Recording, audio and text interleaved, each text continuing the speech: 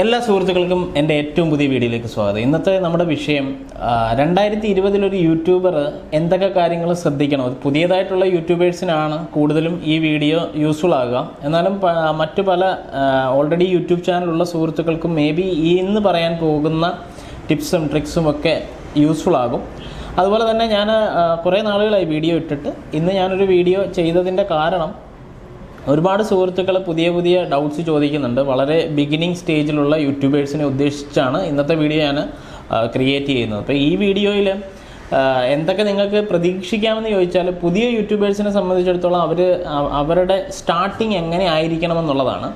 ഇനി already YouTube channel ഉള്ളവരെ സംബന്ധിച്ചിടത്തോളം നിങ്ങളിപ്പോൾ ചെയ്തുകൊണ്ടിരിക്കുന്ന കാര്യങ്ങളിൽ ഈ പറയുന്ന കാര്യങ്ങളൊക്കെ കൃത്യമായി പാലിക്കുന്നുണ്ടോ എന്നുള്ളതും ശ്രദ്ധിക്കുക. നമുക്ക് വീഡിയോയിലേക്ക് പോകാം. യൂട്യൂബ് ചാനൽ തുടങ്ങുന്ന എല്ലാവരും ആദ്യമായി തന്നെ നിങ്ങൾക്ക് മൊബൈൽ ഫോൺ മാത്രം മതിയോ വീഡിയോ എടുക്കാൻ? എല്ലാവരും ചോദിക്കും, സാർ ഞങ്ങൾക്ക് മൊബൈൽ ഫോണുണ്ട്, അത് മതിയോ ഞങ്ങൾക്ക് വീഡിയോ എടുക്കാൻ എന്നുള്ളതാണ്. മൊബൈൽ ഫോൺ മതി, നമുക്ക് യൂട്യൂബ് ചാനൽ തുടങ്ങുവാനായിട്ട് മൊബൈൽ ഫോൺ മതി. അത് മൊബൈൽ ഫോൺ നല്ല ക്വാളിറ്റിയുള്ള മൊബൈൽ ഫോൺ ആണെന്നുണ്ടെങ്കിൽ വളരെ നല്ലതാണ്. ഇപ്പം ഐഫോണോ അതല്ലെന്നുണ്ടെങ്കിൽ ഒരു 10-30,000 രൂപയ്ക്ക് മുകളിൽ വിലയുള്ള മൊബൈൽ ഫോണുകൾക്കുള്ള ക്വാളിറ്റീസും ഇപ്പോൾ ലഭിക്കുന്ന 10,000-15,000 രൂപയ്ക്ക് കിട്ടുന്ന മൊബൈൽ ഫോണിനുള്ള ക്വാളിറ്റീസും തമ്മിൽ വ്യത്യാസമുണ്ട്. മൊബൈൽ ഫോൺ മതി നമുക്ക് യൂട്യൂബ് ചാനൽ തുടങ്ങാനുള്ള വീഡിയോ എടുക്കാനൊക്കെ. പക്ഷേ വീഡിയോ എടുത്തതിന് ശേഷം നമ്മൾ സിസ്റ്റത്തിലിട്ട് അത് എഡിറ്റ് ചെയ്ത് അത് പബ്ലിഷ് ചെയ്യാനായിട്ട് നമുക്ക് മൊബൈൽ ഫോൺ മാത്രം പോരാ. കാരണം ഈ വീഡിയോ നമ്മൾ മൊബൈലിലൂടെ തന്നെ എഡിറ്റ് ചെയ്യുമ്പോൾ ഒരുപാട് ന്യൂനതകളുണ്ടാകും. ആ ന്യൂനതകളെല്ലാം മറികടന്നുകൊണ്ട് നമ്മുടെ യൂട്യൂബ് ചാനൽ സക്സസ് ആക്കി കൊണ്ടുവരാൻ വേണ്ടിയാണ് നമ്മൾ ശ്രമിക്കാൻ പോകുന്നത്, അല്ലെങ്കിൽ നിങ്ങൾ ഈ വീഡിയോ കാണുന്നത്. ഫോണിൽ നമ്മൾ വീഡിയോ എഡിറ്റ് ചെയ്യുമ്പോഴോ അല്ലെന്നുണ്ടെങ്കിൽ തംബ്നെയിലുകൾ എഡിറ്റ് ചെയ്യുമ്പോഴോ അതിനകത്ത് മലയാളം എഴുതുന്നതിനോ അല്ലെന്നുണ്ടെങ്കിൽ അങ്ങനെ ഒരുപാട് ഫീച്ചേഴ്സോ കുറച്ചുകൂടെ ഭംഗിയാക്കി എഡിറ്റ് ചെയ്യാനോ ഒന്നും സാധിക്കാറില്ല. കുറേ ആപ്ലിക്കേഷൻസൊക്കെ ഇറങ്ങിയിട്ടുണ്ട്, എങ്കിൽ പോലും ഒരുപാട് ന്യൂനതകൾ ഇതുപോലുള്ള ആപ്ലിക്കേഷൻസിനുണ്ട്. ഇനി എഡിറ്റിംഗ് സെഷൻ മാത്രമല്ല, ഒരു യൂട്യൂബ് ചാനലിനെ സെർച്ചിലേക്ക് കൊണ്ടുവരാനായിട്ട് ഒരുപാട് ഇപ്പം യൂട്യൂബിൻ്റെ SEO ടൂളുകളൊക്കെ നിലവിൽ അവൈലബിൾ ആണ്.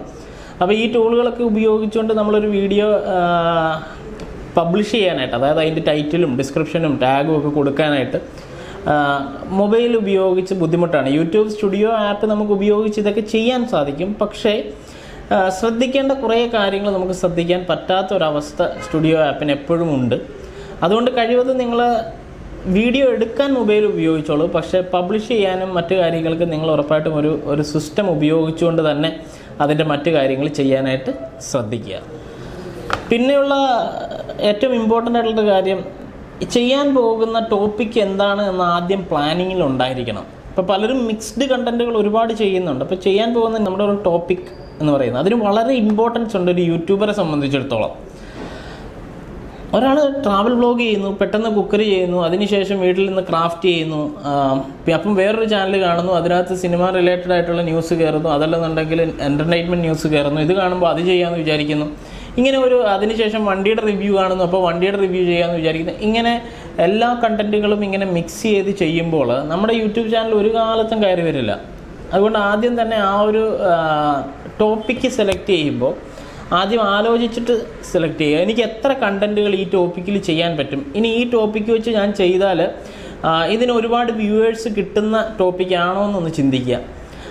വരുമാനം, യൂട്യൂബിൽ നിന്നുള്ള വരുമാനമാണ് ലക്ഷ്യമെന്നുണ്ടെങ്കിൽ തീർച്ചയായിട്ടും നല്ല രീതിയിൽ വ്യൂവർഷിപ്പ് ഉണ്ടാവണം. വ്യൂവർഷിപ്പ് ഇല്ല എന്നുണ്ടെന്നുണ്ടെങ്കിൽ നല്ല രീതിയിൽ നമുക്ക് വ്യൂസ് കിട്ടില്ല. വ്യൂസ് കിട്ടിയില്ലെങ്കിൽ വലിയ വരുമാനവും ലഭിക്കാൻ ചാൻസ് ഇല്ല.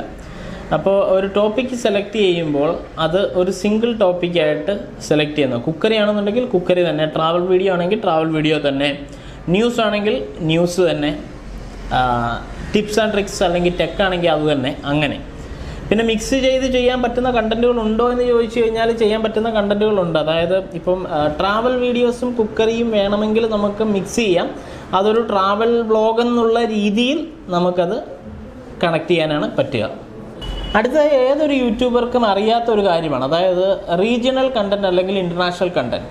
എന്താണ് regional content, international content? Regional content എന്താണെന്ന് വെച്ചാൽ നമ്മൾ മലയാളികളാണ്, നമ്മൾ മലയാളത്തിൽ ചെയ്യുന്ന കണ്ടൻറ്റുകൾ ഒരു റീജിയൻ ഉദ്ദേശിച്ച്, ഒരു റീജിയനിലുള്ള ആളുകളെ മാത്രം ഉദ്ദേശിച്ച് ചെയ്യുന്ന കണ്ടൻറ്റുകളാണ്. അവർ ചിലപ്പോൾ ഗൾഫ് രാജ്യങ്ങളിലുണ്ടാകാം, യൂറോപ്യൻ കൺട്രീസിലുണ്ടാകാം. എങ്കിലും അവരെയും എല്ലാം ഉദ്ദേശിച്ചുകൊണ്ടാണ് നമ്മൾ ഈ റീജിയണൽ കണ്ടൻറ്റുകൾ ചെയ്യുന്നത്.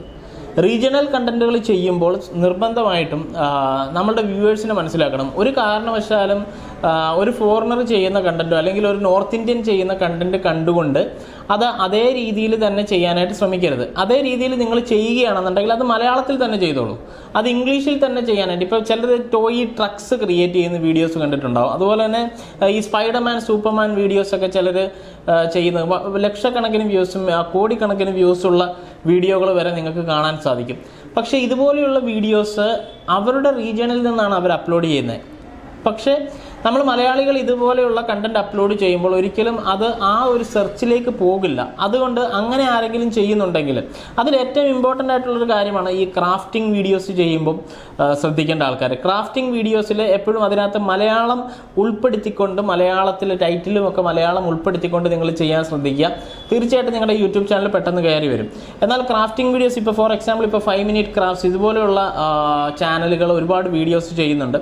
അവരുടെ കണ്ടന്റിൻ്റെ ക്വാളിറ്റി തന്നെ വളരെ വ്യത്യാസമാണ്. അത് ഇംഗ്ലീഷിൽ തന്നെ ചെയ്തു എന്ന് പറഞ്ഞാൽ അത് ഇൻ്റർനാഷണലി ഉള്ള ഒരുപാട് വെബ്സൈറ്റുകളൊക്കെ അവരുടെ കണ്ടന്റുകൾ അല്ലെങ്കിൽ ഇൻ്റർനാഷണലി ഉള്ള ഒരുപാട് വ്യൂവേഴ്സ് വരുന്ന കണ്ടന്റുകളാണ് അവരുടേത്.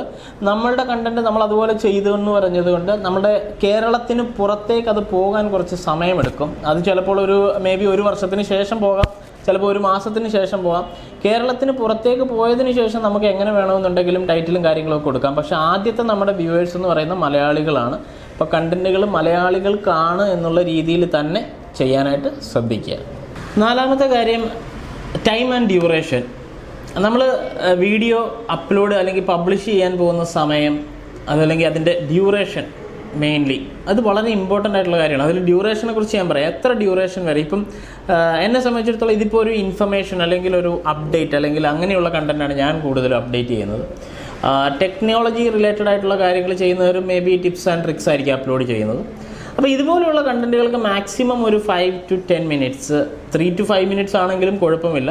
5 to 10 മിനിറ്റ്സ് ഒരുപാട് കാര്യങ്ങൾ ഉൾക്കൊള്ളിക്കേണ്ടതാണെങ്കിൽ മാത്രമാണ് 5 to 10 മിനിറ്റ്സ്. വളരെ ചെറിയ ഒരു ടിപ്പാണ് പറഞ്ഞു കൊടുക്കാൻ പോകുന്നതെന്നുണ്ടെങ്കിൽ അത് വലിച്ചു നീട്ടരുത്. ഒരു 3 to 5 മിനിറ്റ്സിൽ തീർക്കാൻ നോക്കണം. അതേസമയം ഒരു കുക്കറി വീഡിയോയെ സംബന്ധിച്ചിടത്തോളം ഒരു 15 മിനിറ്റിനും 20 മിനിറ്റിനും ഇടയിൽ കുക്കറി വീഡിയോസ് നമുക്ക് ക്രിയേറ്റ് ചെയ്യാം, കുഴപ്പമില്ല. അത്രയും ലെന്ത് വരെ വരാം. ഒരു ട്രാവൽ വ്ളോഗ് സംബന്ധിച്ചിടത്തോളം വേണമെങ്കിൽ നമുക്ക് 20 മിനിറ്റ് തൊട്ട് 30 മിനിറ്റ് വരെ, 30 മിനിറ്റിനും മുകളിൽ വേണമെങ്കിൽ അപ്ലോഡ് ചെയ്യാം. പക്ഷേ നിങ്ങളുടെ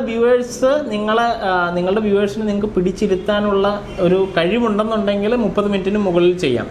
അങ്ങനെ ഓരോ സബ്ജക്റ്റുകൾക്കും പല രീതിയിലുള്ള ഡ്യൂറേഷൻ ഉണ്ട്. നിങ്ങൾ എടുത്തിരിക്കുന്ന സബ്ജക്റ്റ് പെട്ടെന്ന് പറഞ്ഞ് തീർക്കേണ്ട വിഷയമാണെങ്കിൽ എത്രയും ഫാസ്റ്റായിട്ട് അത് കാണിപ്പിച്ച് തീർക്കുക. 1 to 2 മിനിറ്റ്സ് ആണ് ഏറ്റവും ബെസ്റ്റ് പ്രിഫേർഡ് ടൈമിങ് ഏതൊരു കണ്ടന്റിനെ സംബന്ധിച്ചിടത്തോളം. ആ 2 മിനിറ്റ്സിനുള്ളിൽ എല്ലാം തീർക്കാൻ പറ്റിയാൽ വളരെ നല്ലത്.